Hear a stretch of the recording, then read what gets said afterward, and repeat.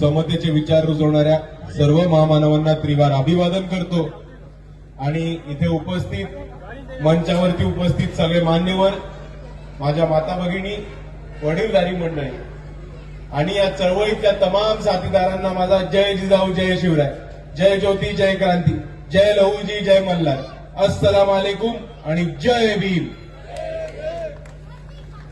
मित्रांनो, पुढे अजून एक सभा आहे म्हणून मी थेट मुद्द्यावरती येतो।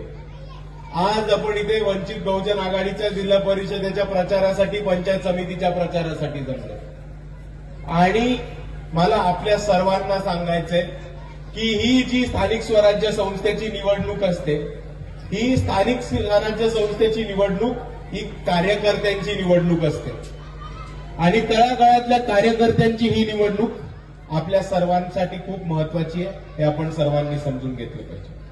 आणि ही जेव्हा मी याला तळागाळातली निवडणूक म्हणतो किंवा कार्यकर्त्यांची निवडणूक म्हणतो, तेव्हा स्थानिक स्वराज्य संस्था ही अशी निवडणूक असते ज्याच्यामध्ये पक्षासाठी मेहनत करणारे कार्यकर्ते, पक्षासाठी भूमिका घेणारे कार्यकर्ते, पक्षासाठी दिवस रात्र पळणारे कार्यकर्ते, पोलिसांशी लढणारे, पोलिसांच्या केसेस अंगावरती घेणारे कार्यकर्ते किंवा इकडच्या प्रस्थापितांच्या गाव गुंडांची भांडणारे कार्यकर्ते यांची हक्काची ही निवडणूक असते।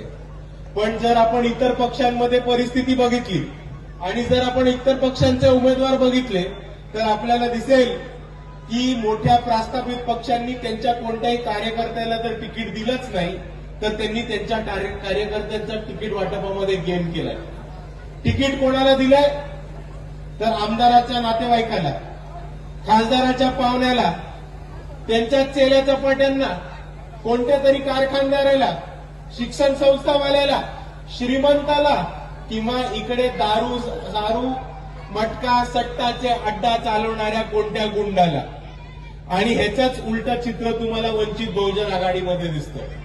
आज वंचित बहुजन आघाडीमध्ये एकाही श्रीमंत माणसाला, प्रस्थापिताला किंवा आमदार, मंत्री, संत्री यांच्या पोराला तिकीट दिलं नाही तर वंचित बहुजन आघाडी हा तळागाळातला पक्ष आहे आणि तळागाळातल्या कार्यकर्त्यांनाच तिकीट देण्याचं काम हे बाळासाहेब आंबेडकरांनी या निवडणुकीमध्ये केलेलं आहे।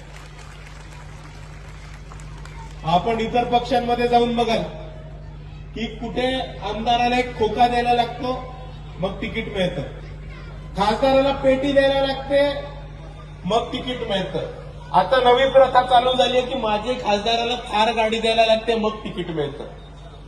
वंचित बहुजन आघाडीमध्ये असं कुठेही होत नाही। वंचित बहुजन आघाडीमध्ये कार्यकर्त्याला पैशावर किंवा गाडीवर तिकीट मिळत नाही तर वंचित बहुजन आघाडीमध्ये कार्यकर्त्याला मेहनतीवरती आणि संघर्षावरती तिकीट मिळतं। हा नवीन पायंदा बाळासाहेबांनी महाराष्ट्रामध्ये उभा केलेला आहे। आणि म्हणून मी आपल्या सर्वांना एवढंच सांगतो की आपल्या सर्वांसमोर गुंडी उभी आहेत, आपल्या सर्वांसमोर श्रीमंत दहशतवादी उभे आहेत, पण यांच्या दहशतीला आपण घाबरणार का? मित्रांनो, मी आपल्याला एक गोष्ट सांगतो की आज वंचित बहुजन आघाडीची ही सभा होणार नाही याच्यासाठी आयोजकांना खूप दमदाटी केली होती, तलवार दाखवली गेली होती, चाकू दाखवले गेले होते आणि बंदुका काढण्याच्या सुद्धा धमक्या दिल्या होत्या। तरी हेच ते वंचित बहुजन आघाडीचे कार्यकर्ते आणि उमेदवार आहेत जे डोक्याला बंदूक लावली तरी घाबरले नाहीत आणि म्हटले की वंचितची सभा होणार। आणि जे लोक वंचितची सभा उधळायचा प्रयत्न करतात त्यांना मला एकच गोष्ट सांगायची, ही वंचित बहुजन आघाडीची सभा आहे, हलवा नाही हलवा। वंचित बहुजन आघाडीची सभा आहे, वंचित बहुजन आघाडीची सभा होणार, मी इथे येणार, मी भाषण करणार।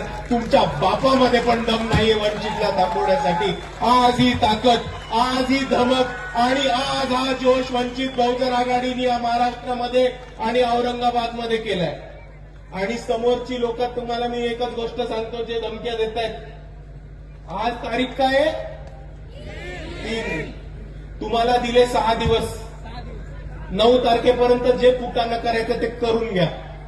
9 तारखेला एकदा वंचित बहुजन आघाडीचे जिल्हा परिषदेचे आणि पंचायत समितीचे मेंबर आले की मग घरात घुसून दाखवतो की बंदूक लावणं आणि तलवारी काढणं काय असतं।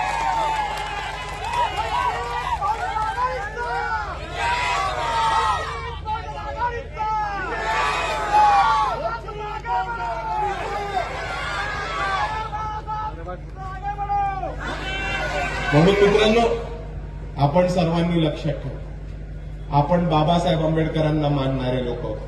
आपण बाबासाहेब आंबेडकरांचे छावे होत. आपण बाळासाहेब आंबेडकरांचे सैनिक होत. आणि आपण त्या भीमा कोरेगावच्या 500 मारांची औलाद होत, ज्यांनी 10,000 लोकांना वध केला होता. कोणाची धमकी आली तरी घाबरणार का? कोणाची धमकी आली तर मागे सरकणार का? येत्या निवडणुकीमध्ये ज्यांनी ज्यांनी धमकी दाखवली होती, ज्यांनी बुलेट दाखवली होती, त्यांना सांगायचंय की हम बुलेट का जवाब बॅलेट से देंगे. तुम्ही बंदुका दाखवाल, आम्ही तुमच्या बंदुकांचं आणि तलवारीचं उत्तर हे आमच्या मतदानातनं मतपेटीतनं करू.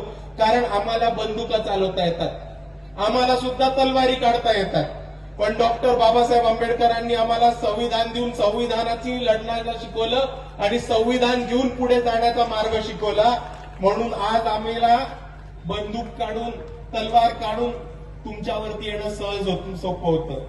पण ह्या परिस्थितीमध्ये आम्ही बाबासाहेब आंबेडकरांचा संविधानाचा मार्ग निवडून तुम्हाला निवडणुकीमध्ये कायद्यानी, कानूननी आणि संविधानाच्या मार्गाने पाडू आणि वंचित बहुजन आघाडीची सत्ता या सर्कलमध्ये स्थापन करू.